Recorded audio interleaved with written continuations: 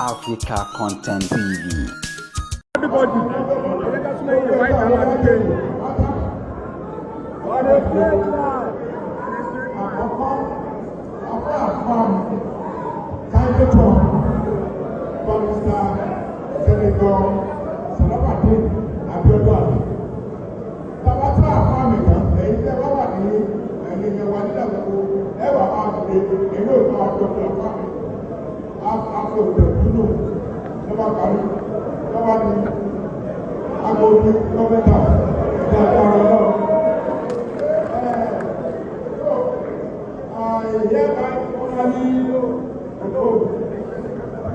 Use your legs now.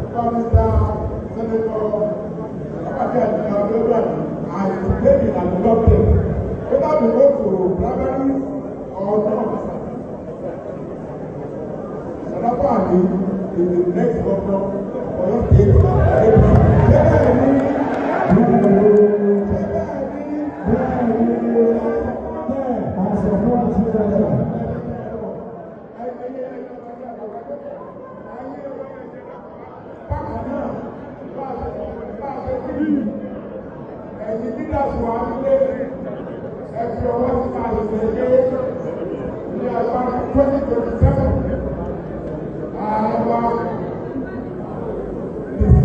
The